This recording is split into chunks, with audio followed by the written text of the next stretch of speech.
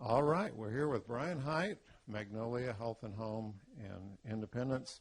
He was in our first class of Entrepreneurial Mindset, which was last August in 2012. And Brian, would you start by telling us what you liked best about the class? I liked best that it wasn't like a class, not like a normal college class anyway. The best part about coming into the weekly meeting was that it was very laid back and very open, lots of ideas flowing around, lots of laughter, lots of energy, and I really think that the people that took the class took more away from those meetings than they would have otherwise. But even the online portion of it, that was great. I own a business, and I don't have time to devote to a set schedule of class time. So I was able to take all of my homework, so to speak, and do it all on a Sunday afternoon because that's the only time I have off. And it worked really well for me. Well, good. How have the life lessons of the course helped you in your business or at work? Well, it's interesting because before I took the class, I've always kind of marched to my own drummer. And so there's a lot of things that I do differently that I kind of know intrinsically without knowing why I know them. And taking the class and learning about the life's lessons and reading the book, it really helped confirm for me that all of the things that I kind of knew intrinsically aren't crazy, aren't wrong. It's kind of funny because I would be told by other people around me that I was doing things, the wrong way or not as. But I got confirmation from those eight life lessons that I was doing things the way that other successful entrepreneurs do them. And so that's all the confirmation that I needed, number one. But number two, there are individual things like recognizing opportunities, which is one of the lessons that I never really thought about as a specific unit of activity. And so now I do. And now, everywhere, all the time, I'm looking for problems. Because if I can find a problem, that means I can find an opportunity to fix it. And I can create something new and be innovative. And it's kind of funny because I'm driving everybody crazy. Because I'm fixing problems all over the place that used to you just live with. But things are running smoother now because I'm identifying the problems, I'm identifying opportunities, and I'm creating solutions to them. Some of the other things like brand recognition, or not brand recognition, but maintaining a brand, I never really thought about either. But it's something that I kind of knew. But now that I have my attention drawn on it, everything that I do with a brand in mind, both my personal brand and brand for the store. So personally, I try my best to always make sure that I'm doing things that I say that I'm going to do when I say that I'm going to do them because, as a business owner, things get really busy and hectic and sometimes you forget things or sometimes things get pushed off and, it's really no fault of my own, but by telling people that you're going to do something and then not doing it in the timely manner, that hurts your personal brand.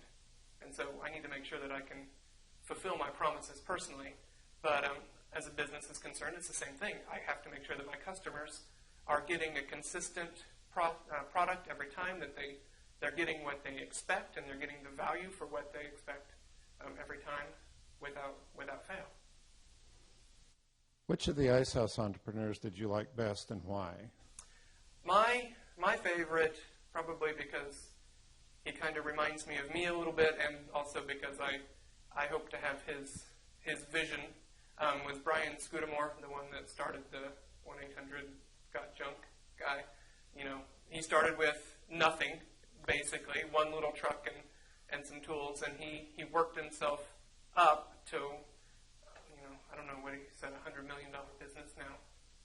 But what I really liked about the way he did it is that he set a personal vision for himself and for his company, and he stuck to it, and he made sure that he got there.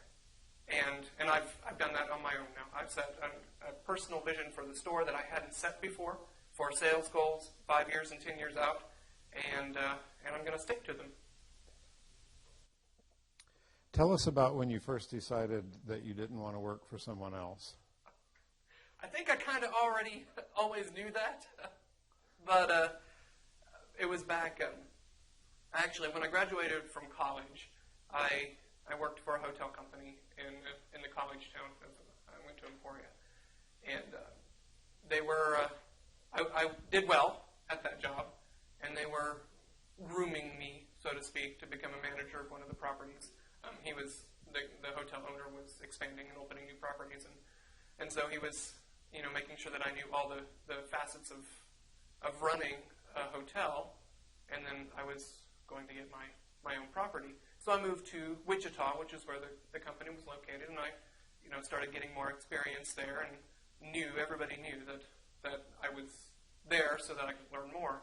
But I started seeing behind the scenes some of the infighting and politics and scrambling, people fighting with each other to get up the ladder, and then all for somebody else. And I knew that I would never reach my full potential working for somebody else. And so I decided, time to do something on my own. I didn't exactly know what to do. I knew there were some opportunities back home, so I took those opportunities. They turned out to be not opportunities after all, but I learned that, and I failed without failing totally, and started the store, and here we go.